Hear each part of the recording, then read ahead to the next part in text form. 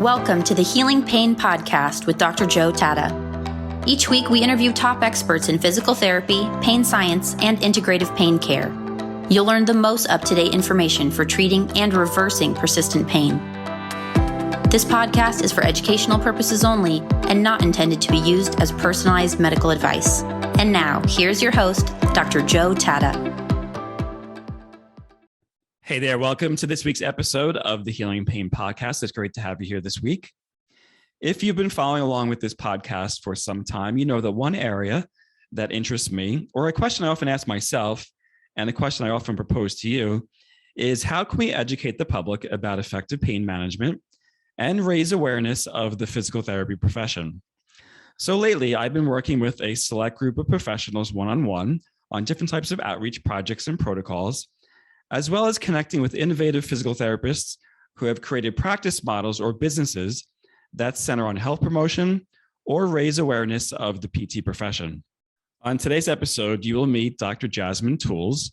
Jazmine is a physical therapist who created a business called Explore the Magic of Motion. Explore the Magic of Motion was created in 2012 to raise awareness of the physical therapy profession. And the way Jazmine achieved this was working with the Girl Scouts of America to develop an approved Girl Scout patch or badge. Jazmine is also a lifetime Girl Scout herself and created these patch programs to teach 6th to 12th grade Scouts about healthy living through exercise, while also having them investigate the professions that utilize exercise for healing, such as physical therapy.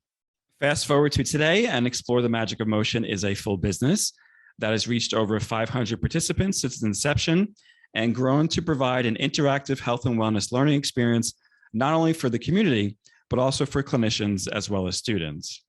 On today's episode, you'll learn about how Jazmine developed Explore the Magic of Motion, its history, what it offers today, and who it serves. Okay, without further ado, let's begin and let's meet Dr. Jazmine Tools. Hey there, Jazmine. Welcome to this week's episode of the Healing Pain Podcast. It's great to have you here. Hey, Joe. Happy to be here.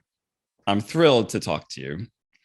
It was maybe a couple months ago, a colleague of mine, Kirsten Palambero, and I started this program called the Pain Innovator program. And our goal really was to help therapists create and innovate products and programs and protocols. And a lot of PTs and other healthcare professionals reached out to me and they said, program sounds great. I'm really excited. Let me know when the second cohort comes around, but I'm not really sure I have anything to create. I don't know what to create. Like, what can we create as healthcare professionals? And I started looking online of all these different products and programs. And I came across your organization, your company, which is called Explore the Magic of Motion. And I just found it to be so refreshing and so innovative and so unique. And I said, I have to have you on the show to talk about it. You're a PT, you have your DPT, you graduated from the University of Delaware. But bring us back, because I know there's a whole story and history. A lot of your life has found itself in this program. Tell us a little bit about your background and about yourself and how it started to inform your company called Explore the Magic of Motion. Absolutely. So a little bit about me. So I was born in Pennsylvania, grew up in New Jersey. As you said, I am a licensed physical therapist in both New Jersey and Pennsylvania, but I primarily practice in Philadelphia area. I came across or started to explore the magic of motion back when I was a student in PT school. It really started as my interest as being a Girl Scout. I was very much involved in outreach events and programs. So that was something I really enjoyed about being a Girl Scout. Also, as a Girl Scout, what I always loved was I got to learn about new things or experiences. So I remember doing like a mock shuttle mission. We went to an airport and learned about planes, right? So it was really a great opportunity to see what exists in the world. However, one of the things I wasn't exposed to was physical therapy. That I actually was exposed to from a sports injury.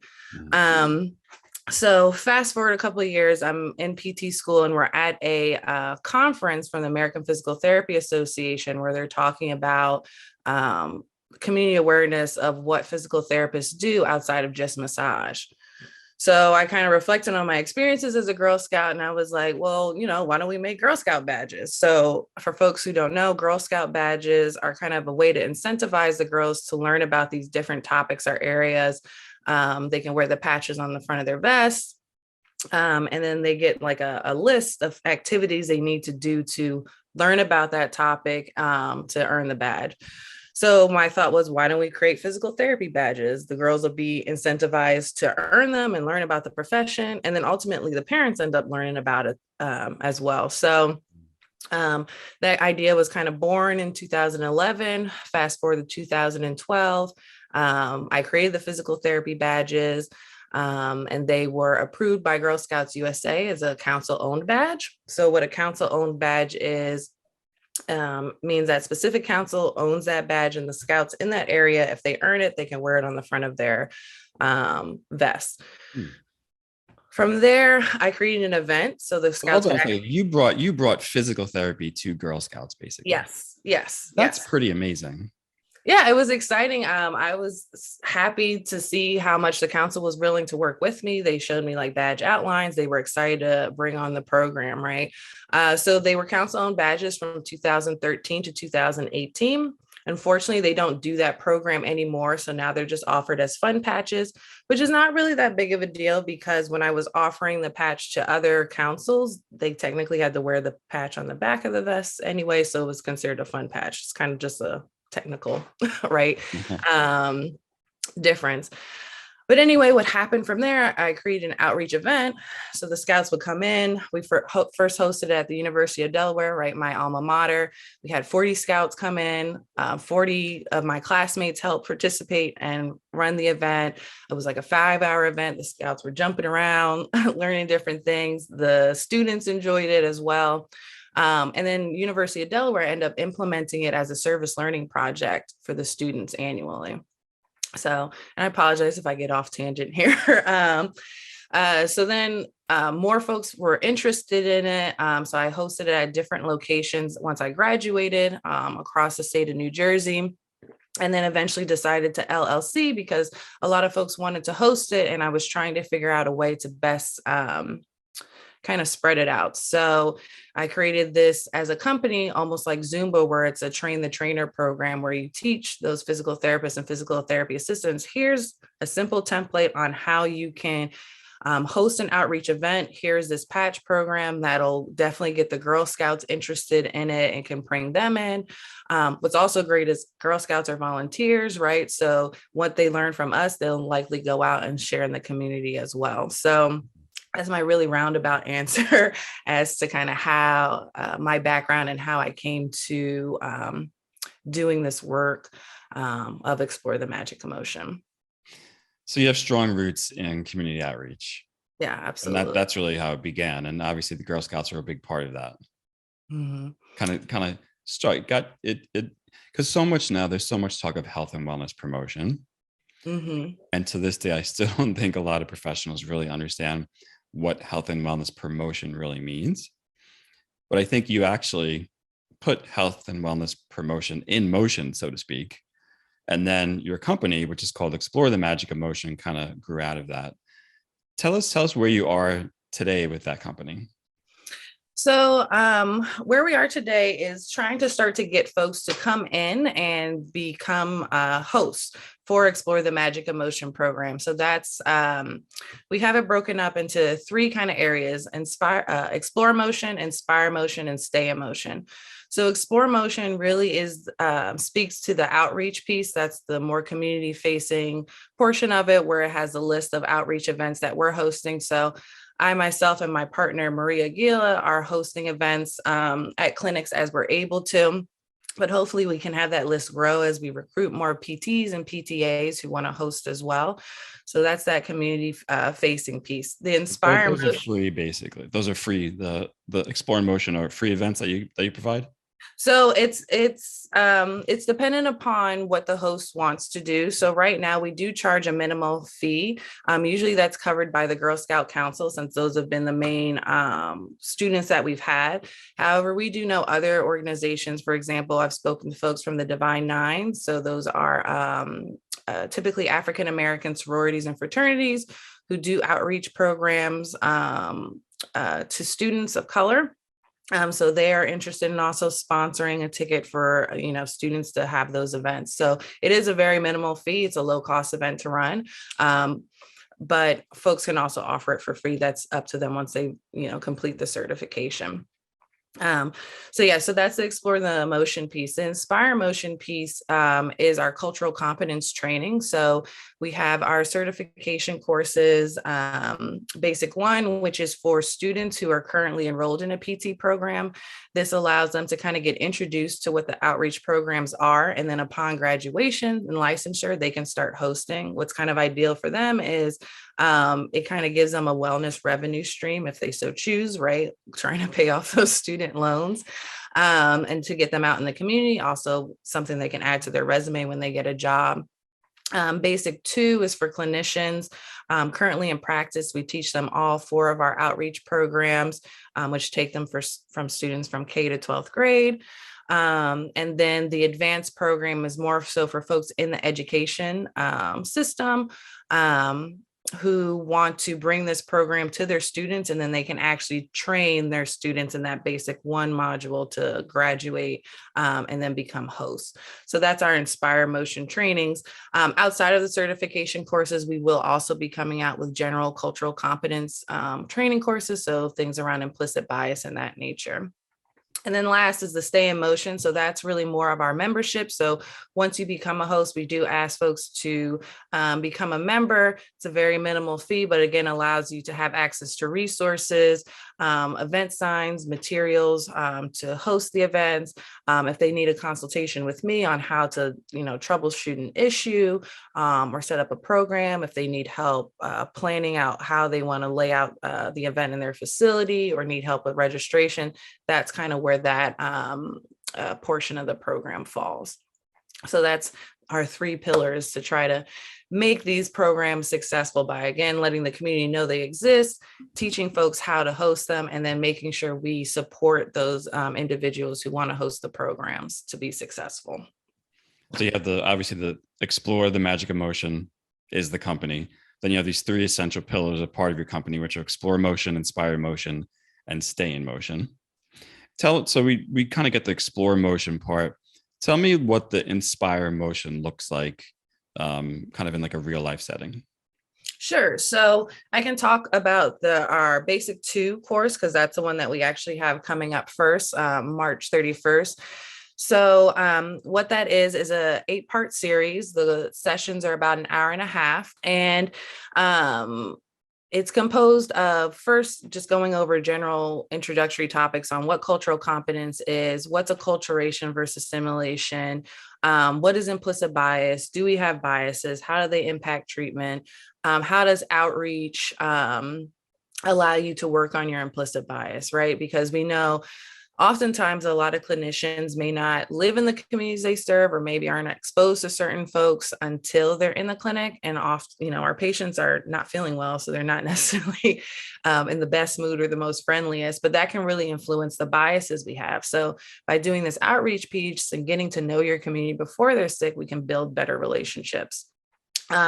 So again, within these different sessions, we also introduce, what is magic emotion? So that's one of the events folks can host. We talk about the different workshops within that. For example, it's comprised of students rotating through 3 specific stations. Follow your heart. They learn about heart rate, blood pressure, muscles and machines. How do you make a workout? Stretch before and after. What muscles are you looking at? And then stress strategies. How does exercise help you manage with stress? What's mindfulness? Create a stress ball, something that they can take away with them. So we go through within the training course how that's supposed to look, how you can plan that out, how do you build your team around that to get volunteers to help you put out the event. And actually what's also integrated into the course is by the end of the course, you should have an event kind of tentatively planned, right? So that's one of the outcomes. We're looking for folks that once they actually complete the training to actually go out and then host an event. So the inspire motion piece really is teaching people basic body awareness about their body and how some of the different organs and systems function in their body. So That's what the Explore Motion programs are teaching the community, yes. But the Inspire Motion programs are kind of teaching why we're teaching these things in each Explore Motion program. That's the train the that trainer. makes sense? Yeah, that's the train the trainer piece of it. Which is key, because you obviously have the educational piece for the person of the community, and then the train the trainers to kind of grow your greater mission, basically. Yep. And how many trainers have you trained so far? 0. That's why we're looking for folks. Which is why I had you on, because I think there are a lot of people who will be interested in this. And I think the train the trainer model for you specifically is really important, because I know I think anytime you have a community outreach piece of it, you need that other person, because obviously you're just you, and I know you have some colleagues who started this with. You're just one. I think it's 3 of you, right? There's just 3 of you. But obviously you need more people to grow that mission, obviously go into the community to reach out to people. And we know there's been some hesitation also because of COVID. So people are not really looking at, how am I going to do an outreach event if we can't go out. So we did also incorporate ways to transition the programs to make them virtual as well, to kind of meet people halfway, because not everyone's going to be open and willing to do outreach events initially. So we do understand that. And that's been a part of the delay, I think, of kind of getting things going. But now, as hopefully things are starting to wind down a little bit, folks will be more interested and we can get them on board. And you've been doing this for how many years now? 10 years now. So up until 2018, as I was doing everything for free as a volunteer, running the events. Again, like if folks wanted to host their clinic, like, okay, sure, let's do it. And then 2018 is when I officially LLC'd and started working on, well, how do you make this a business? That was a whole interesting experience in itself, right? Because personally, to me, business does not always fall in line with what we think of as healthcare providers. It kind of goes against our natural essence, but understanding that structure needs to be there to promote longevity was beneficial. And so in your research of transitioning this to a business, were there models that you looked at that were similar, or did you have other inspirations that you pulled from and looked at with regard to, okay, this is working over there, and maybe I can take a little piece of that and use it here? So I looked at 2 programs. One was the Tai Chi Institute for Health. So I am a certified Tai Chi instructor. So it's kind of that's a similar model of a train the trainer, and you maintain a membership. And then I also looked at Zumba, and it really is functioning very similar to Zumba. You're an instructor, so to speak. You get certified to host the trademark programs, and then you can go out and do with it kind of what you want within the means of maintaining your membership. So those were the 2 models, especially Zumba, which kind of helped me figure out okay, this is how it can work. Yeah, well, Zumba is a great model. I mean, if you look at the business aspect of it, they've obviously grown very fast in a short period of time. What have you observed over the 10 years as you've been implementing this into different places and meeting different people? So it's been interesting. So I learned things on the volunteer provider side and then on the community side. So on the community side, the first thing I noticed was issues with diet and body image. So at our first event, we did have a girl who passed out or became lightheaded. And the activities we have the students do are not very aggressive. So it says something, right? Whether she wasn't just healthy enough to do it, or I don't think she had eaten breakfast. So that was one end. So we made sure we started incorporating breakfasts as a part of the events. But then another event, the clinic I worked at was so proud. They laid out this whole spread, right, for the scouts. They had all these different foods, fruits, danishes, muffins, right? So proud of this spread. And the girls didn't touch it, right? And it's just why? And it ended up being body image issues, not realizing how they're thinking about food. And they're oh, I don't want to be fat, or, whatever those body image preconceived notions was an interesting thing to observe at this, event. So that was the first thing with diet and body image. And then the next thing was, as I mentioned, one of the workshops, Follow Your Heart, we teach them about blood pressure and heart rate, right? So what we were finding was some of the kids, especially ones in more disadvantaged zip codes, were having higher rates of blood pressure at rest. Right. And then you would also see it correlate to, how well they were able to move during the activities, what snacks they were choosing to snack on. So that became also a window of opportunity to have that conversation with the kid and potentially their parent if they were there about, hey, their blood pressure is kind of high. So it was starting to act as almost like informal health screens. And the other thing that happened was because the event is really fun. So it's not like, here's a PowerPoint presentation. These are what PTs do, right? Instead, it's like you're getting up, you're moving, you're doing arts and crafts, you're talking to people. So they feel more comfortable connecting with the volunteers or the providers that are, hosting these workshops. And then they'll pull them aside and say, hey, I have a question. So one of the girls pulled one of the volunteers aside because she had a personal health question. I think it had something to do with like women's health kind of issues. And she kind of didn't know where to go, but that was an opportunity for the volunteer to say, hey, I can educate you on this or direct you, or if you want me to talk to your mom or dad, I can do that, to kind of give you an idea of where to go. So that's what we want, right? That comfort within the community with healthcare providers to have those discussions. And then the last thing was kids were interested in healthcare professions after that. So folks would follow up with me afterwards, like, hey, is there a way I can shadow to learn more? Mm-hmm. So that was great, right? On the community end of all those things that we've been able to see so far. On the provider volunteer end, I think the biggest thing was working on interpersonal skills, especially for students. So I think I mentioned the University of Delaware has hosted it annually, right, as a service learning event for the students. So I've been able to talk to my professors and like, see what's happened at events and what was funny, what kind of things have occurred. But watching the students learn how to navigate those interpersonal discussions, like practicing asking for consent, or one of the things that's common, one of the workshops, Tech That Treats, we show them a STEM unit and how it makes, your muscles move. And the kids like that. And of course, there's always one kid who's like, oh, put it on me, put it on me.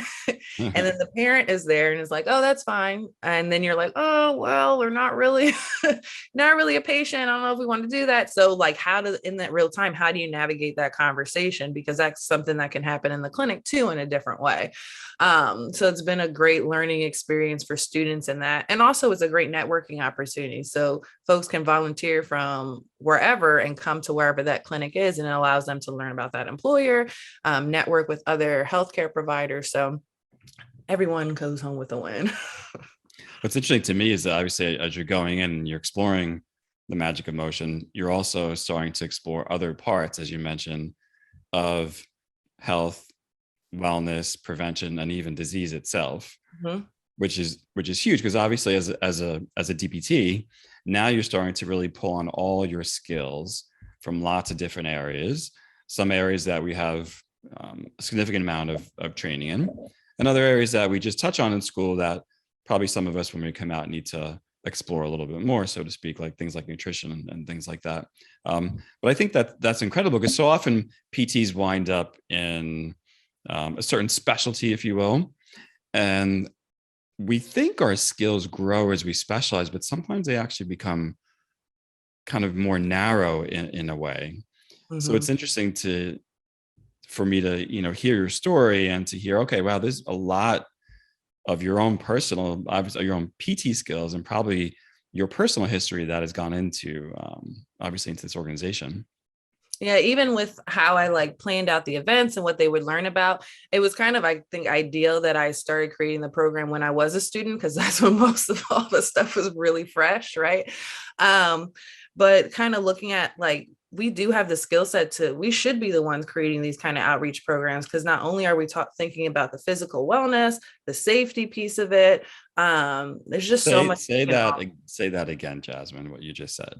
Oh, no, I don't know what I just said. We should be the ones creating these types of programs, because yeah, absolutely. We have the education and the experience to create a program like that, basically. Yep, absolutely. Which I think a lot of people, again, we're not putting our profession down, so to speak, but the pace at which you've applied all of that into the health promotion and wellness space, I just find quite refreshing and pretty amazing. Where a lot of PTs are like, how do I get beyond someone comes in with a prescription, I'm evaluating and treating them, and that's all I do for a living. Mm-hmm. And you can get burnout that way too. I think that's why I also 100%. like this, because it gives me something different, to do. It's a little bit more, what's the word I'm looking for? I won't Creative. say not as stressful, but that's not the word I'm looking for. But it's a different kind of intensity, right? Like you're still helping folks, but how you're focusing, what you're thinking about is a little bit different. This can be a little bit more lighthearted, but still can have a huge impact. Even just thinking outside of physical wellness, right? So there's the Bill Hetler's Dimensions of Wellness. He talks about occupational wellness being one of the things. So this is a way we're also helping to advance health and wellness, right? By introducing to these kids other professions that they can pursue, not only understanding the services and how they can use them, but then, oh, you can apply this to your own life. I can become a physical therapist. I can be an advocate for people in my community, and I can have financial stability, right? So that's really what's going to bring up equity in healthcare as well, is not just addressing the problem of the physical health issues once they're already here, but what can we do before that? Right. Because obviously the communities you're going into are people of color at times, not always, but a lot of them are people of color. And you're exposing them to PT, which pretty much is a white profession at this point, Mm-hmm. which I think is great because obviously we need more providers who look like our patients Mm-hmm. and who have a lived experience that is similar to our patients. Mm-hmm. So Absolutely. so you've been doing this 10 years now. Where would you like to see this? What does this look like 10 years into the future? I'm hopefully in every state. That's my goal. I would love for it to be, a nationwide thing. Even if there's like one person in each state that's doing that, that would be great. Because again, it's allowing us to get exposures to different demographics. And then it would allow us to also collaborate on, well, we notice this is more of an issue in Washington state, and this is more of an issue in New Jersey. So, how can we fix that? And I think it would also help fuel hopefully the pipeline into the PT profession, because I know I've heard things where it's starting to decline the amount of students that they're getting to apply to PT school. So we want to kind of increase that, because I'm biased with physical therapy because it's been such a big part of my life for so long. Like I said, I tore my ACL in high school. So physical therapy has been a part of my life since I was like 15. So I don't really know anything else, but also people don't realize the breadth of what we can do. So when I was doing research on how to develop this into a business, I got a chance to interview different folks. And one of the questions I asked was, do you think, and these were PTs and community members, do you think the community knows what PTs do? And then I would talk about what PTs do. And overwhelmingly, it was like, no, PTs didn't feel like the community knew what PTs did. Members of the community didn't know. In the middle of a conversation with someone, they were like, yeah, I have a TMJ issue. I was like, oh, PTs do like work with that, right? And they're like, oh, I had no clue. And people just live their whole life dealing with an issue, not recognizing that a PT can help them. Even myself, I've had health issues. And if it wasn't for me networking with my PT colleagues, I might not have figured out some of the things that I was dealing with. So we are very valuable. And I just want other folks to see that as well. In addition to people just being healthier in general. How many states are you in now? So right now I'm licensed in Delaware, New Jersey, and Pennsylvania, but definitely have the opportunity to expand. It's just a matter of who has an interest. Let me know and we will be there. Okay. And there's lots of very populated states that border those states that could use this type of service. So I'm going to put the intention out there that someone listening to this podcast is going to reach out to you and say, hey, please want to start this in New York State, for example, or want to start this in Michigan, wherever it is that people are looking. And that's another side thing before I forget. The certification courses as of right now are eligible for continuing education units as well. So awesome. Good to know. So people are going to want to get involved, of course. They want to learn more about you and your work. How can they follow you and learn more about Explore the Magic of Motion? Well, there are several ways. So you can obviously go to our website, www.explorethemagicofmotionllc.com. You can also follow us on Facebook, Twitter, or Instagram at Explore PT Motion, or you could always email me directly at exploreptmotion@gmail.com, and I will get back to you right away. Yeah, so please reach out. Also, we do have some events coming up. So if folks want to get an idea of what that might look like, you could always volunteer.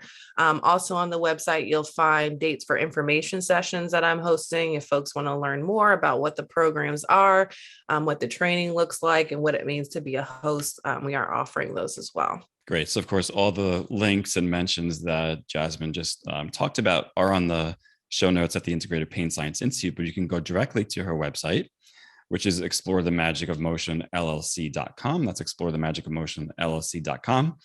I want to thank Dr. Jazmine Tools for being with us this week on the Healing Pain Podcast.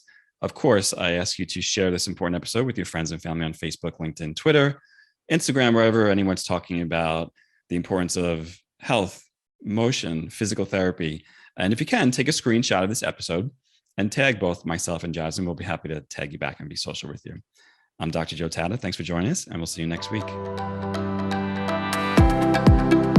Thank you for listening to the Healing Pain Podcast with Dr. Joe Tatta. To subscribe to the podcast and learn more, visit integrativepainscienceinstitute.com. That's Integrative Pain Science Institute.com.